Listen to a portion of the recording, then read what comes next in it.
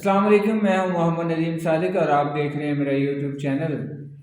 آج ہمارے ساتھ ہماری خوش قسمتی ہے کہ ہمارے ساتھ معروف افسانہ نگار نوجوان شاعر کاشف حنیف موجود ہیں۔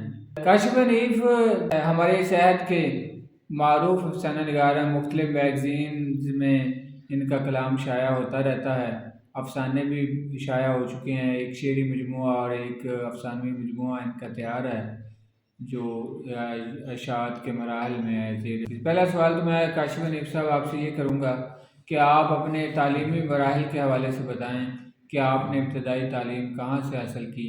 السلام علیکم ندیم، سب سے پہلے تو میں آپ کا شکر گزار ہوں کہ آپ اپنے چینل پر مجھے آنے کے لیے دعوت دی۔ میرا بنیادی تعلق ہڑپا اسٹیشن سے ہے اور میں 20 فروری 1987 میں ہڑپا اسٹیشن پہ پیدا ہوا، اور جہاں تک تعلق ہے اسکولنگ کا تو ہڑپا سے ہی ابتدائی تعلیم حاصل کی۔ اس کے بعد انٹر کے لیے ساہیوال آ گیا، کچھ عرصہ گورنمنٹ امامیہ کالج ساہیوال میں زیر تعلیم رہا، اور اس کے بعد پھر گورنمنٹ کالج ساہیوال میں آ گیا، ماسٹرز یہیں پر کیا۔ اور جہاں تک اساتذہ کا تعلق ہے تو ہمیں شروع سے ہی الحمدللہ اچھے اساتذہ میسر آئے جنہوں نے انگلی پکڑ کر ہمیں چلنا سکھایا۔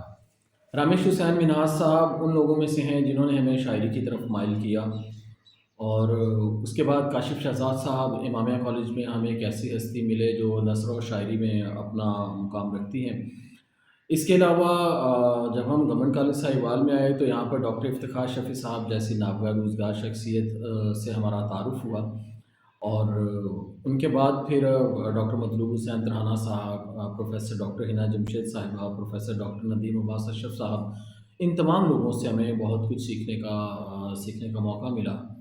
اور پھر ساہیوال کی تعلیمی سرگرمیاں جو ہیں اسی دور میں کالج میں ہی ہم جب تھے تو مشاعروں میں اٹھنا بیٹھنا شروع کیا، اور اس کے بعد پھر الحمدللہ اب شعری مجموعہ اور افسانوی مجموعہ دونوں زیر ترتیب ہیں، اور انشاءاللہ جلد منصہ شعور پر آ جائیں گے۔ جی، آپ نے جیسے بتایا آپ نے امامیہ کالج کا ذکر کیا، تو کیا آپ نے جو ایف ایم پہ جو ہے آپ پروگرام کرتے رہے آواز شب کے نام سے، تو کیا آپ وہاں کاشف شہزاد صاحب جو آپ کے اساتذہ میں سے ہیں، کیا آپ ان سے متاثر ہو کے یہ کام آپ نے شروع کیے؟ ندیم، اگر میں سچ کہوں تو ریڈیو کرنے کا شوق تو بہت عرصہ سے تھا۔ اس وقت ابھی ساہیوال میں ریڈیو آیا بھی نہیں تھا، اور گھر میں ہم ریڈیو سنتے تھے فیملی کے ساتھ مل کر۔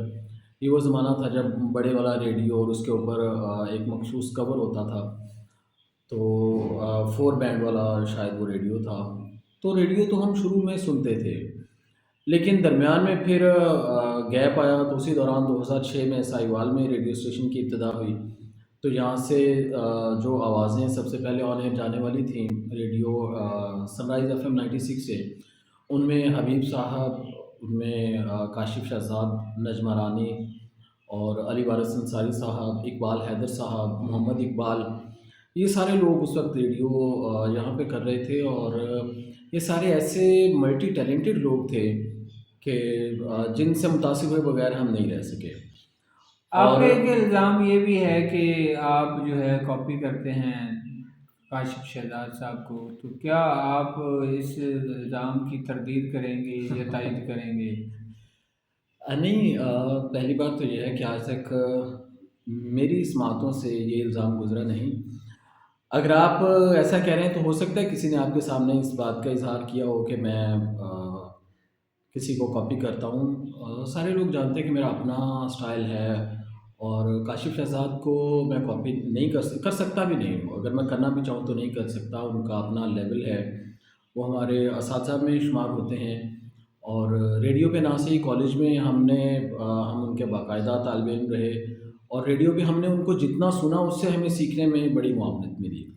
اور ریڈیو پہ سیکھنے کے حوالے سے میں بالخصوص یہاں پہ ذکر کرنا چاہوں گا رانا احمد صاحب کا، کہ رانا احمد صاحب نے بہت کچھ سکھایا۔ ہماری تربیت بھی ریڈیو پہ رانا احمد صاحب کے تھرو ہوئی۔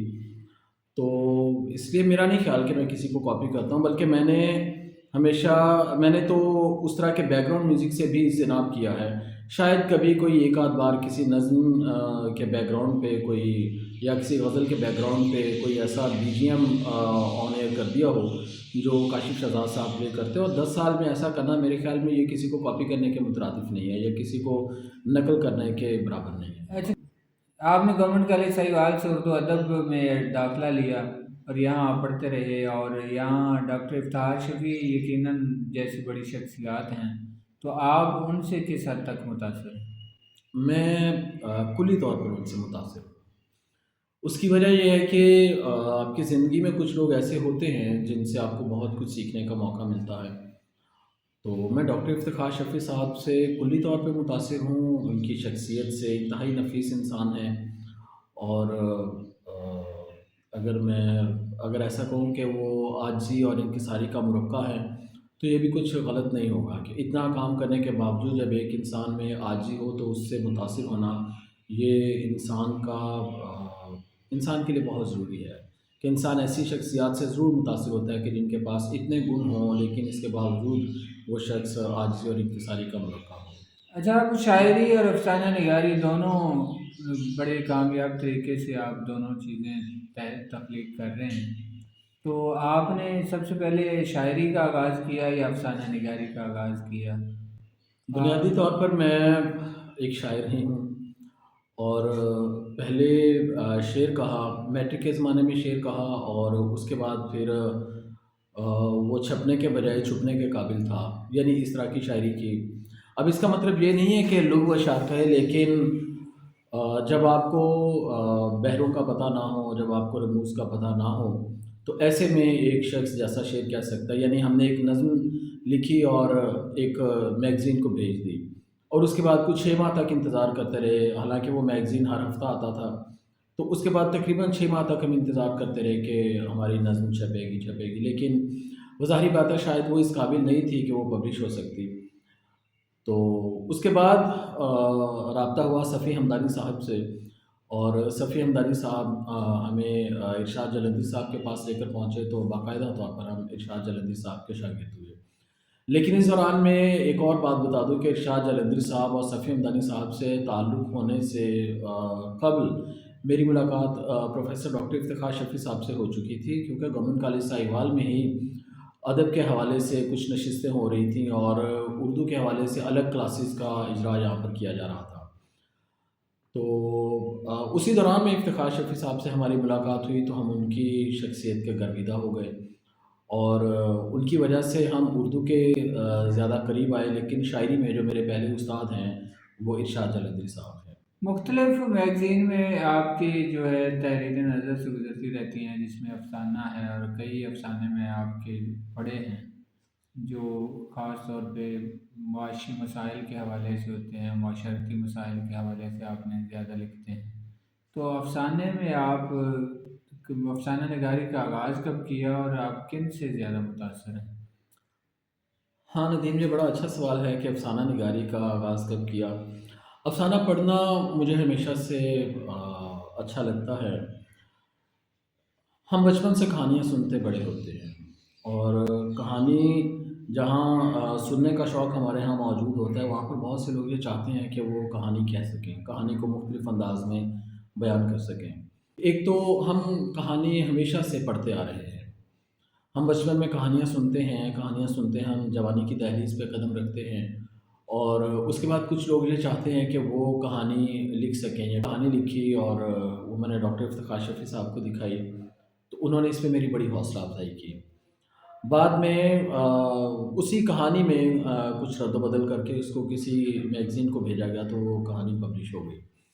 تو اس طرح سے کہانی کہنے کا جو کہانی کا آغاز ہو گیا کہ میں کہانی کہہ سکتا ہوں، کہانی لکھ سکتا ہوں۔ تو بس پھر اس کے بعد مختلف موضوعات پر کہانیاں لکھنے کا سلسلہ شروع کیا، جو ابھی تک جاری ہے۔ پھر کچھ میگزینس کے لیے، ویب سائٹس کے لیے مسلسل کہانی لکھی، اور انہی دنوں پنجاب لوک سجاگ کے ساتھ رابطہ ہوا، تو پنجاب لوک سجاگ کی ویب سائٹ کے لیے لکھنے کا قصد کیا، اور ان کے ساتھ بھی جم کے لکھا، مختلف سماجی موضوعات پر پنجاب لوک سجاگ کے لیے لکھا۔ تو شاعری کے ساتھ ساتھ پھر افسانہ پڑھنے اور نثر کی طرف رجحان جو ہے وہ ہونا شروع ہو گیا۔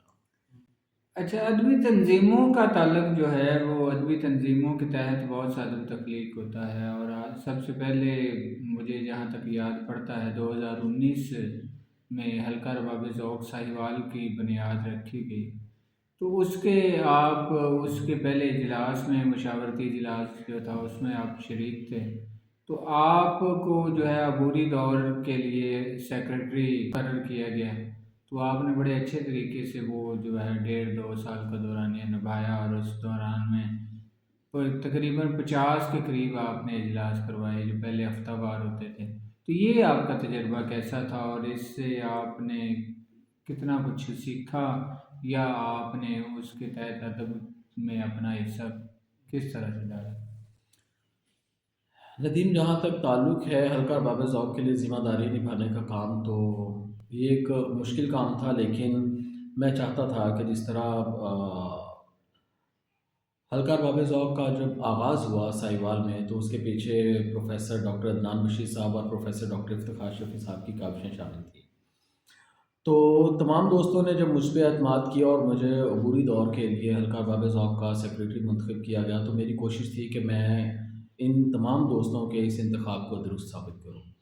तो उसके लिए फिर जितनी कोशिश हो सकती थी मैंने दोस्तों के साथ मिलके की, और इसमें सिर्फ़ मैं ही नहीं बल्कि हल्के से जुड़े हुए तमाम लोगों की काविशें काबिल कद्र हैं और उनको सराहा जाना चाहिए। बिलख़ुसूस उसमें डॉक्टर इफ्तिख़ार शफ़ी साहब का मैं दोबारा नाम लूँगा, फिर उसमें आप खुद नदीम सादिक साहब, आपका भरपूर हिस्सा रहा है। गो कि आप जब मैं अबूरी तौर पे सेक्रेटरी था, तो आप उस वक़्त जॉइंट सेक्रेटरी नहीं थे, लेकिन आपका हिस्सा पूरे का पूरा शामिल रहा। तो अब्दुल बासित मेरे साथ जॉइंट सेक्रेटरी थे, इसी तरह हमारे साथ आसिम असलम, इकबाल आशना और दीगर दोस्त, वो सारे के सारे सब ने मिलकर काम किया। तो मैं नहीं समझता कि सिर्फ़ मेरी वजह से हल्के ने 50 इजलास करवाए, बल्कि उसमें तमाम दोस्तों का, उसमें मेहर इफ्तिख़ार भी है, उसमें हमज़ा इफ्तिख़ार भी हैं। तो उसमें तमाम दोस्त शामिल हैं जो भी साहिवाल से जुड़े हों, और जहाँ पर ये तमाम दोस्त हैं, इसके साथ-साथ साहिवाल के अदबी माहौल में रहने वाले तमाम लोग, जो सीनियर हज़रात हैं, अफ़साना निगार हैं, शुअरा हैं, उन सब का ताउन मुझे इस हवाले से हासिल रहा जब मैंने दोस्तों को बुलाया। सिवाय चंद एक के, जब भी मैंने दोस्तों को बुलाया तो उन्होंने इसमें शिरकत की और मुझे मौका दिया कि उनसे कुछ ना कुछ सीखने का हल्का रबाब ज़ौक़ का जब आगाज़ हुआ, तो तब जहाँ तक मुझे याद पड़ता है कि तब सवाए अदब सराय के और कोई तंज़ीम जो है वो काम नहीं कर रही थी। सिर्फ़ ये वाहिद प्लेटफ़ार्म था जहाँ मुख्तलिफ़ प्रोग्राम्स हो रहे थे। ये अलग बात है कि कुछ 6 माह, साल बाद कोई अगर मुशायरा करवा ले या प्रोग्राम करवा ले, लेकिन बाकायदा किसी तंज़ीम के तहत इस तरह हफ़्तावार या 15 रोज़ा इजलास या प्रोग्राम नहीं हो रहे थे। इससे पहले मजीद अमजद अकेडमी या हम सुना करते थे, लेकिन हमने अपनी आंखों से कोई ऐसी तंजीम नहीं देखी जो बाकी मुसलसल चल रही हो, सिवाय अदब सराय के। तो ये एक दूसरा प्लेटफार्म था लोगों के लिए, और इब्तदाई इजलासों में कोई 50 से ज़्यादा की तादाद होती थी। तो ऐसी तंजीमों का होना जो है किसी शहर के लिए, वो किस हद तक आप ज़रूरी समझते हैं? तंजीम के तहत जो है अदब किस हद तक परवान चढ़ता है आपकी नज़र में? नदीम, पहली बात तो ये है कि किसी भी तंज़ीम की बुनियाद रखना ये मुश्किल नहीं है। अगर मुश्किल है तो उस तंज़ीम जिसकी आपने बुनियाद रखी है उसको साथ लेकर चलना और उसके तहत मुसलसल प्रोग्रामों का, मुख्तलिफ़ तकारीब का इनेकाद करना, ये मुश्किल काम है। हल्का बाब ज़ौक़ साहिवाल से पहले साहिवाल में कुछ तंज़ीमें मौजूद थीं, जैसे अभी आपने अदब सराय का ज़िक्र किया, अदब सराय के इजलास बाकायदगी से हो रहे थे। इसके अलावा और कुछ तंज़ीमें मौजूद तो थीं, लेकिन उनका काम रुक गया था। हमने ये सोचा था कि जिस तरह बाकी तंज़ीमें आजकल काम नहीं कर रही, हमने उनकी पैरवी नहीं करनी, बल्कि हम जिस मकसद के तहत हमने हल्का बाब ज़ौक़ का इजरा किया है, हम उस मकसद को लेकर चलेंगे और पूरी कोशिश करेंगे कि अपनी-अपनी ज़िम्मेदारियों को निभा सकें। तो उसके नतीजे में साहिवाल में बहुत से लोगों ने लिखना शुरू किया, और बिलख़ुसूस जो नौजवान नस्ल है, नौजवान नस्ल से ताल्लुक़ रखने वाले बहुत से लोग सामने आए, जिन्होंने बहुत सा अच्छा कलाम कहा।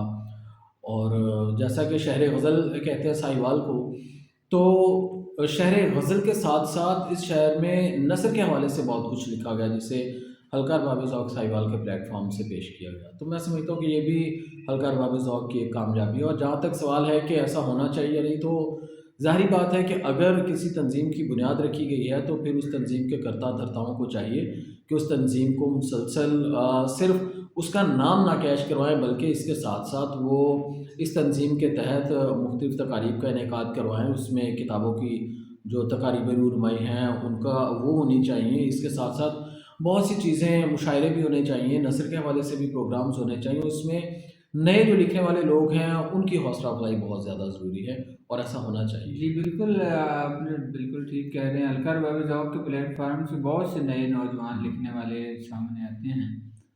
ہم اب آپ سے آپ کے کلام کچھ سنیں گے جو آپ کے دل کو اچھا لگتا ہے، یا کوئی آج سے آپ اشعار سنانا چاہیں.